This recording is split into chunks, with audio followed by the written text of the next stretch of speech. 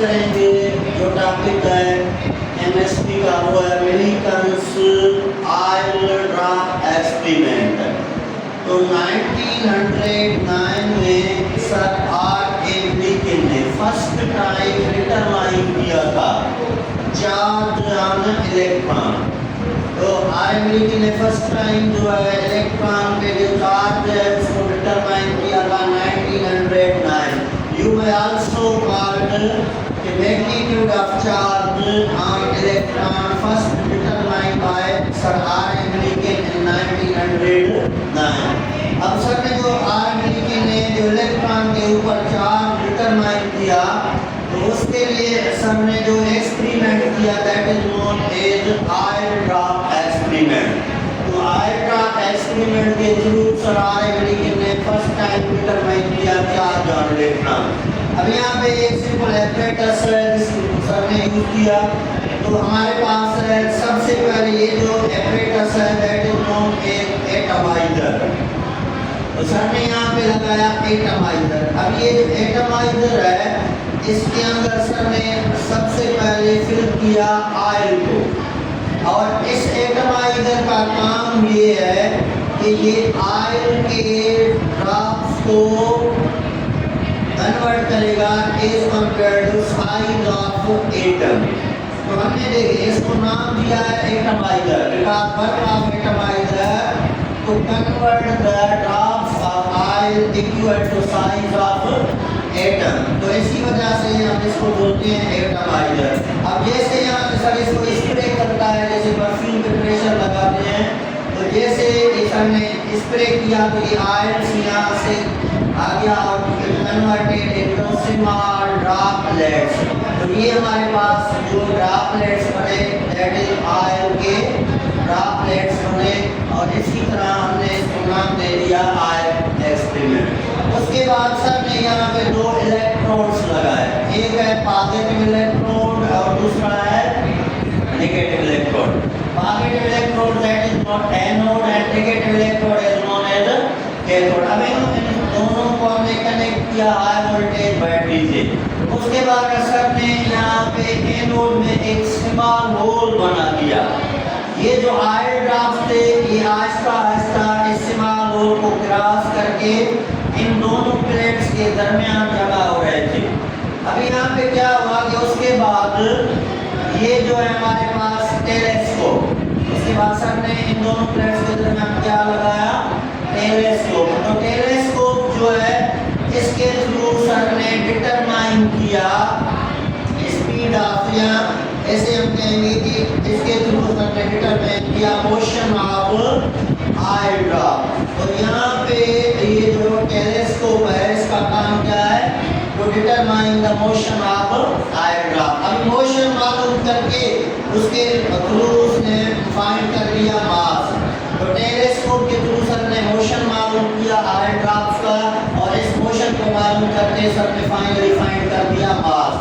उसके बाद ये है एक्स-रे सोर्स। ये हमारे पास क्या है, एक्स-रे सोर्स। अभी इस एक्स-रे सोर्स का यहाँ पे जो वर्क ये है कि ये एक्स-रे सोर्स प्रोड्यूस करेगा एक्स-रे। ये क्या प्रोड्यूस करता है, एक्स-रे। तो X-ray source produce the X-ray. अभी इन दोनों प्लेट्स के दरमियान ये ऑयल ड्रॉप्स हैं, और यहाँ पे गैस के मॉलिक्यूल भी हैं। इसी तरह यहाँ पे गैसेस के मॉलिक्यूल्स भी मौजूद हैं, और गैसेस के मॉलिक्यूल्स में हम कहेंगे कि इलेक्ट्रॉन्स हैं।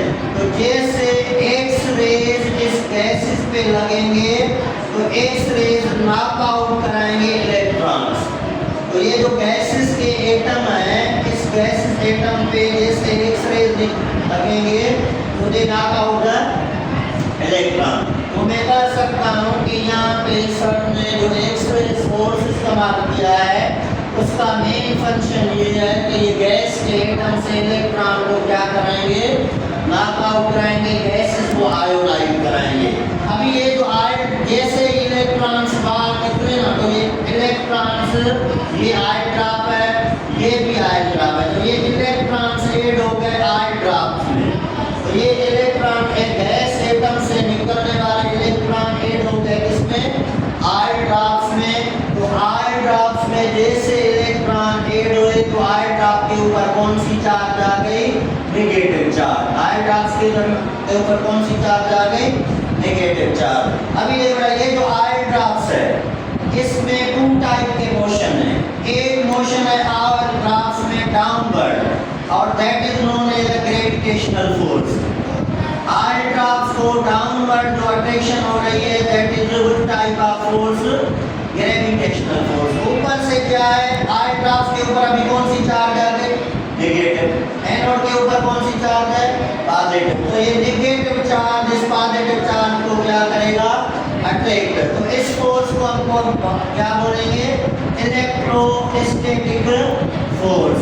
तो हम कहेंगे कि यहाँ पे जो आई ड्रॉप्स है इसके ऊपर कितने फोर्स एक्ट कर रहे हैं? एक ग्रेविटेशनल फोर्स है और दूसरा इलेक्ट्रोस्टैटिक फोर्स है। अगर ग्रेविटेशनल फोर्स ज्यादा होगा तो ये आई ड्रॉप्स डाउनवर्ड जाएंगे, अगर इलेक्ट्रोस्टैटिक फोर्स ज्यादा होगा तो आई ड्रॉप्स अपवर्ड जाएंगे। लेकिन सर ने क्या किया कि ये जो आई ड्रॉप्स थे इन आई ड्रॉप्स को स्टेशनरी रखा। स्टेशनरी रखा तो इसका मतलब है सर ने ग्रेविटेशनल फोर्स जो Fg से हम रिप्रेजेंट करते हैं और उसके अलावा सर ने जो है उसके ऊपर इलेक्ट्रोस्टैटिक फोर्स दोनों बैलेंस कर दिए। तो ये आई ड्रॉप स्टेशनरी तब होंगे जब gravitational force is equal to electrostatic force. जब ये दोनों फोर्स बराबर हो गए तो आई ड्रॉप्स हमारे पास क्या हो गए? स्टेशनरी। जब gravitational force is equal to electrostatic force, जब ये दोनों फोर्स बराबर हो गए तो आई ड्रॉप्स हमारे पास क्या हो गए? स्टेशनरी। अभी यहाँ पे दोनों फोर्स बैलेंस है, एक ग्रेविटेशनल फोर्स और दूसरा इलेक्ट्रोस्टैटिक फोर्स। अब ग्रेविटेशनल फोर्स हमेशा बराबर होता है mg। तो F gravitational is equal to mg और इलेक्ट्रोस्टैटिक फोर्स जो है it is always equal to qe। Always equal to qe। अब यहाँ पे m क्या है? m है मास ऑफ इलेक्ट्रॉन, g है ग्रेविटेशनल फोर्स, q चार्ज है, e है हमारे पास इलेक्ट्रोस्टैटिक फोर्स। तो यहाँ पे इलेक्ट्रोस्टैटिक फोर्स को बराबर करने के लिए आप सर ने इतना इलेक्ट्रिक फील्ड लगा दिया। तो यू मैं आल्सो कॉल्ड ये जो E है it represent the electric field. तो अभी देखें gravitational force is equal to electrostatic force, जिसकी वजह से ये आई ड्रॉप है स्टेशनरी हो गया। तो ग्रेविटेशनल फोर्स को हमने mg से रिप्रेजेंट किया, इलेक्ट्रोस्टैटिक फोर्स से हमने क्या मालूम किया? q। अभी मास ऑफ इलेक्ट्रॉन भी सर ने डिटरमाइन कर दिया इसके मोशन से, ग्रेविटेशनल फोर्स को सर ने मेजर कर दिया, इलेक्ट्रिक फील्ड जो सर ने अप्लाई किया था उसको भी मालूम कर दिया। बाकी क्या फाइंड किया करना है? q। q क्या होता है हमारे पास? q है चार्ज। q क्या है? चार्ज। लेकिन ये चार्ज हमें एक इलेक्ट्रॉन पे मालूम करना है तो मैं q की जगह पे e लिखूंगा because e represent the charge on one electron. बेटा you may also write mg equal to e and e। अभी ये e मालूम करनी है मतलब चार्ज ऑन इलेक्ट्रॉन। तो जब हम e की वैल्यू मालूम करेंगे तो e आपका बराबर हो जाएगा mg अपॉन e। अभी ये क्या है? This is the mass of electron, gravitational force, electric field. अभी ये तीन फोर्सेस या वैल्यू रख के सर ने फाइनली डिटरमाइन किया कि जो चार्ज ऑन इलेक्ट्रॉन है that is equal to 1.6 × 10⁻⁻19 coulomb. तो that is I drop experiment जिसके थ्रू सर ने first time charge on electron determine किया और इलेक्ट्रॉन के ऊपर जो चार्ज होती है that is equal to 1.6 × 10⁻⁻19 coulomb और इलेक्ट्रॉन के ऊपर भी 1.619 कूलम है। अगर आप देखें इलेक्ट्रॉन के ऊपर भी चार्ज का मैग्नीट्यूड सेम है और प्रोटॉन के ऊपर भी चार्ज का मैग्नीट्यूड सेम है। तो इलेक्ट्रॉन के ऊपर चार्ज का मैग्नीट्यूड कितना है?